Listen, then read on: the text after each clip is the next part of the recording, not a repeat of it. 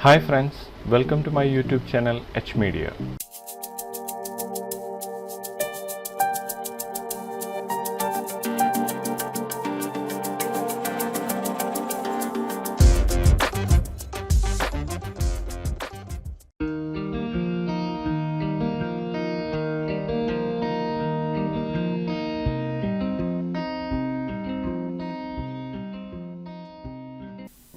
ഈ വീഡിയോയിലൂടെ ഫോട്ടോഷോപ്പിലെ വേരിയൻസ് എന്ന ഫീച്ചറിനെ കുറിച്ചാണ് പറയാൻ പോകുന്നത്. 2025 ജൂൺ ഫോട്ടോഷോപ്പ് അപ്ഡേറ്റിൽ ക്യാമറ റോയിലേക്ക് പുതിയതായി വന്ന ഫീച്ചറാണിത്. കളേഴ്സിനെ വളരെ പ്രിസൈസായി ഹാൻഡിൽ ചെയ്യാൻ ഈ ടൂളിലൂടെ സാധിക്കുന്നതാണ്.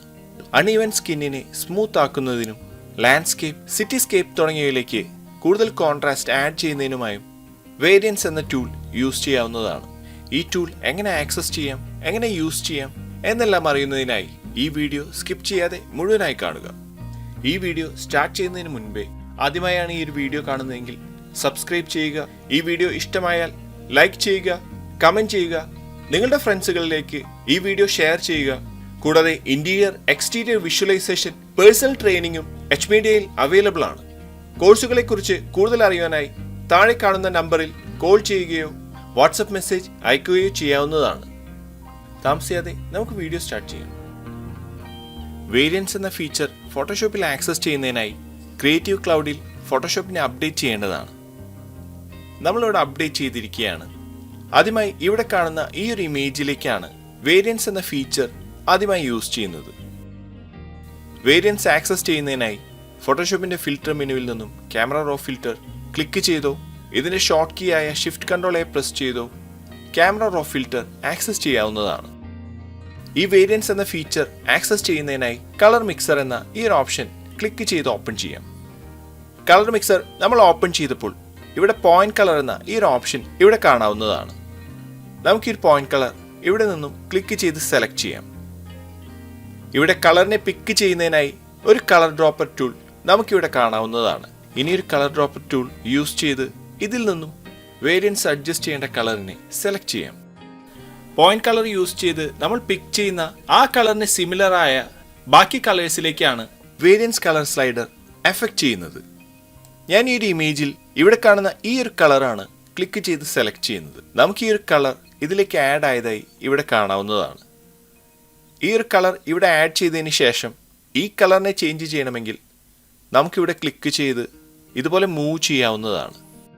നമ്മൾ പിക്ക് ചെയ്ത കളറിനെ റീസെറ്റ് ചെയ്യണമെങ്കിൽ കീബോർഡിൽ ഓൾട്ട് ഹോൾഡ് ചെയ്യാവുന്നതാണ്.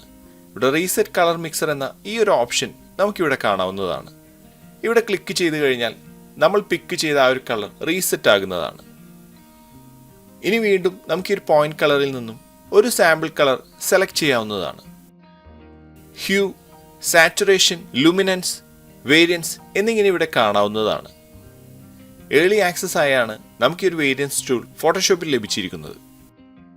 വേരിയൻസ് എന്ന ഈ ഒരു സ്ലൈഡർ നമ്മൾ ലെഫ്റ്റിലേക്ക് സ്ലൈഡ് ചെയ്യുകയാണെങ്കിൽ നമ്മൾ സെലക്ട് ചെയ്ത കളർ ഈ ഇമേജിൽ സ്മൂത്തായി ഇതുപോലെ ബ്ലെൻഡ് ആയതായി നമുക്കിവിടെ കാണാവുന്നതാണ്.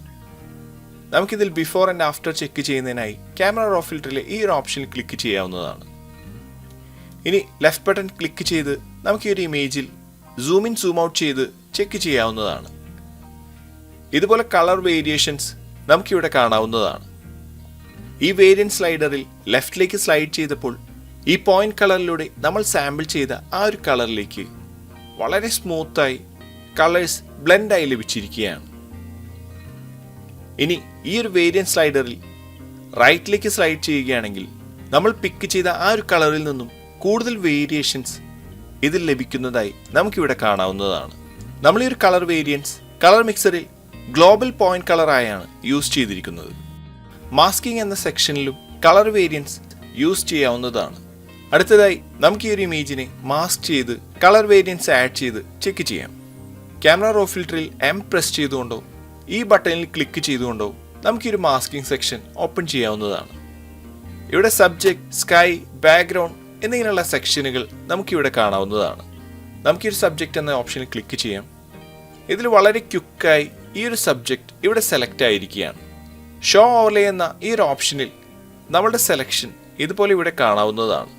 ഇനി ഈ ഒരു മാസ്കിങ്ങിന്റെ സെലക്ഷൻ ഷോ ഓവർലേ എന്ന ഈ ഒരു ഓപ്ഷൻ ക്ലിക്ക് ചെയ്ത് ഹൈഡ് ചെയ്യാവുന്നതാണ്. താഴെ നമുക്ക് പോയിന്റ് കളർ എന്ന ഈ ഒരു സെക്ഷൻ ഇവിടെ കാണാവുന്നതാണ്. ഇനി കളർ ഡ്രോപ്പർ ടൂൾ യൂസ് ചെയ്ത് ഇതിൽ നിന്നും വേരിയൻസ് അഡ്ജസ്റ്റ് ചെയ്യേണ്ട കളറിനെ സെലക്ട് ചെയ്യാം. ഞാൻ ഇതിൽ നിന്നും ഈ കാണുന്ന ഈ ഒരു ലൈറ്റ് കളറിനെയാണ് പിക്ക് ചെയ്യാൻ പോകുന്നത്.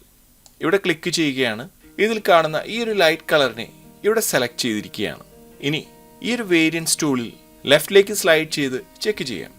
നമ്മൾ ഈ ഒരു ടൂളിൽ ലെഫ്റ്റിലേക്ക് സ്ലൈഡ് ചെയ്തപ്പോൾ നമ്മൾ പിക്ക് ചെയ്ത ആ കളറിന് സാമ്യമുള്ള ബാക്കി കളേഴ്സിനെ വളരെ സ്മൂത്തായി ഇവിടെ ബ്ലെൻഡ് ചെയ്തിരിക്കുകയാണ്. ഇനി ഒരു വേരിയൻസിനെ നമുക്ക് റൈറ്റിലേക്ക് ഇതുപോലെ സ്ലൈഡ് ചെയ്യാം. ഞാൻ ഇവിടെ ഇതുപോലെ റൈറ്റിലേക്ക് സ്ലൈഡ് ചെയ്തപ്പോൾ കൂടുതൽ കോൺട്രാസ്റ്റ് ആഡ് ആയതായി നമുക്കിവിടെ കാണാവുന്നതാണ്. ഇനി ഇതുപോലെ നമ്മൾ ഈ ഒരു സെലക്ഷനിലേക്ക് ബാക്കിയുള്ള കളേഴ്സിനെയും ഈ പോയിന്റ് കളർ യൂസ് ചെയ്ത് ഇതുപോലെ ക്ലിക്ക് ചെയ്ത് സെലക്ട് ചെയ്യാവുന്നതാണ്.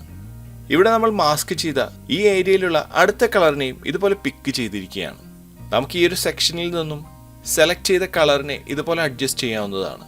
കൂടാതെ സാച്ചുറേഷൻ, ഹ്യൂ, ലുമിനൻസ് തുടങ്ങിയവ നമുക്ക് ഇവിടെ നിന്നും ഇതുപോലെ അഡ്ജസ്റ്റ് ചെയ്യാവുന്നതുമാണ്. നമ്മൾ സെലക്ട് ചെയ്ത ആ ഒരു കളറിൽ കൂടുതൽ വേരിയേഷൻസ് ഇവിടെ ലഭിച്ചതായി കാണാവുന്നതാണ്. ഈ പോയിന്റ് കളറിൽ നമ്മൾ 2 കളേഴ്സാണ് ഇതുപോലെ പിക്ക് ചെയ്തിരിക്കുന്നത്. ഇനി ആദ്യത്തെ കളറിൽ വീണ്ടും നമുക്ക് അഡ്ജസ്റ്റ്മെന്റ് ചെയ്യണമെങ്കിൽ ആ ഒരു കളർ ഇവിടെ നിന്നും ക്ലിക്ക് ചെയ്യാവുന്നതാണ്. ഇപ്പോൾ സെലക്ഷൻ നമ്മൾ ആ ഒരു കളറിലേക്ക് വന്നിരിക്കുകയാണ്.